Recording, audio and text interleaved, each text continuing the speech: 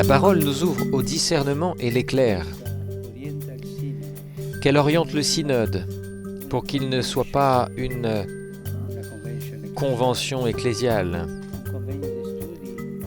qu'il ne soit pas un colloque d'études ou un congrès politique, ni un parlement, mais un événement de grâce, un processus de guérison conduit par l'Esprit Saint.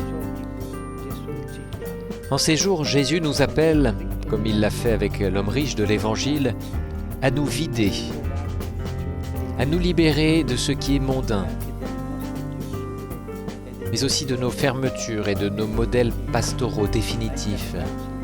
Il nous appelle à nous interroger sur ce que Dieu veut nous dire en ce temps et dans quelle direction il souhaite nous conduire. Chers frères et sœurs, je vous souhaite un bon chemin ensemble. Puissions-nous être des pèlerins amoureux de l'Évangile, ouverts aux surprises de l'Esprit. Ne perdons pas les occasions de grâce de la rencontre, de l'écoute réciproque, du discernement, avec la joie de savoir qu'alors que nous cherchons le Seigneur, c'est bien lui, le premier, qui se porte avec amour à notre rencontre.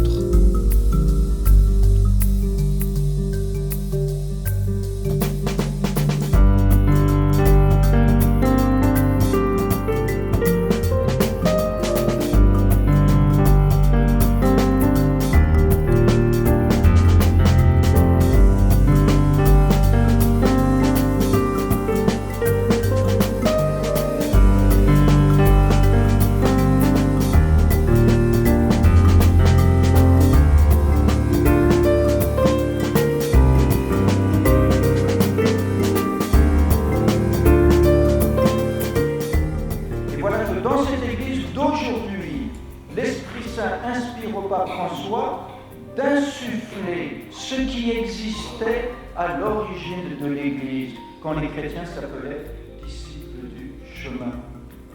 C'est-à-dire qu'il s'agit d'insuffler dans notre Église un style de vie et de mission, une manière d'être ensemble qui rendent l'Église plus transparente à l'Évangile, à la présence du Seigneur Jésus ressuscité, à la miséricorde de Dieu, notre Père du ciel. De fait, il s'agit de poursuivre la réforme engagée par le Concile Vatican II. Voilà cette grande perspective du synode, c'est le fait que nous soyons peuple de Dieu, que nous sommes tous habités par l'Esprit, et que si nous sommes habités par l'Esprit, alors sur le chemin où l'Esprit Saint nous conduit, nous avançons ensemble pour accomplir ce que Dieu nous demande aujourd'hui, témoigner de son amour dans le monde.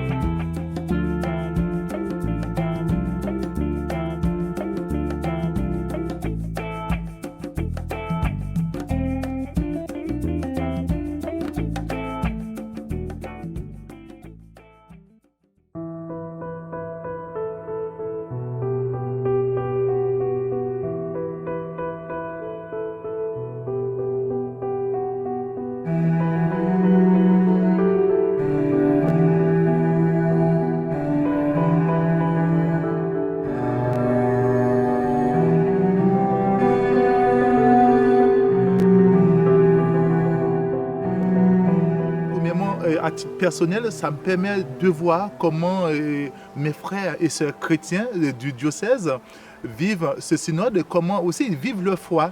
Parce qu'à travers ces relectures, on découvre aussi la foi et la participation des chrétiens du diocèse. Et puis, deuxièmement, pour nous, effectivement, c'est une responsabilité de lire et sans faire un résumé ou une synthèse. J'ai vraiment de prier l'Esprit Saint pour essayer de se dégager de toutes nos propres perceptions, nos propres freins, nos propres questionnements par rapport à l'Église, pour essayer de vraiment accueillir les remontées en essayant de faire abstraction de nos propres questionnements. Cette expérience que nous vivons depuis hier soir, c'est vraiment une expérience de discernement en nous mettant tout d'abord à l'écoute de l'Esprit Saint pour vraiment aussi être disponible, et puis un travail de lecture de toutes les contributions qui nous sont arrivées des 4 coins du diocèse. Alors cette mission a été confiée, l'archevêque Monseigneur Pierre d'Ornelas l'a confiée au Conseil pour la nouvelle évangélisation, qui est une instance qui existe dans le diocèse, qui est une instance qui est composée de personnes qui viennent de lieux très divers, pour mener cette démarche en lien avec le synode. Le diocèse il y a une équipe, un comité de pilotage qui a été constitué, et donc il y a aussi des membres de ce comité de pilotage qui sont là aussi.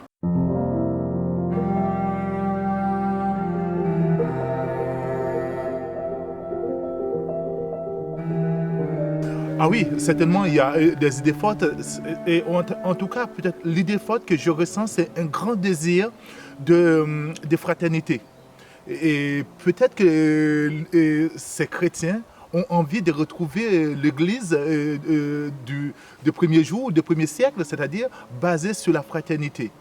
Et effectivement, je pense aussi peut-être que le grand besoin, c'est qu'on s'intéresse à chacun, que chacun puisse trouver sa place.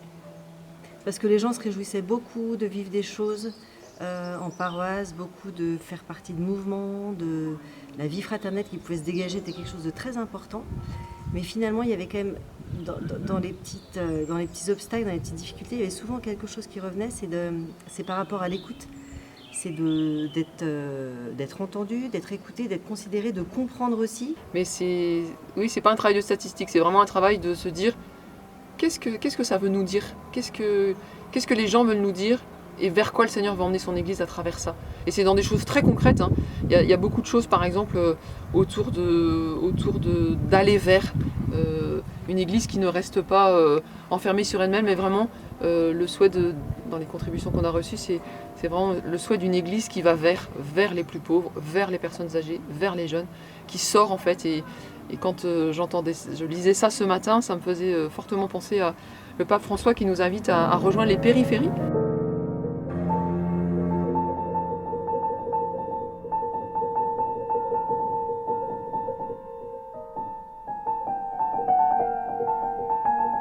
C'est-à-dire aujourd'hui, je pense que l'Église en fait doit apporter des réponses sur des questions.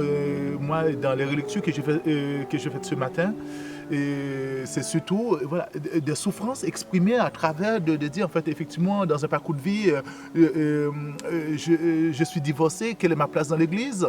Ou bientôt, moi je suis une femme ou je suis une personne seule, ou comment je dois trouver ma place? Ou bientôt aujourd'hui, c'est quelle place on accorde aux jeunes.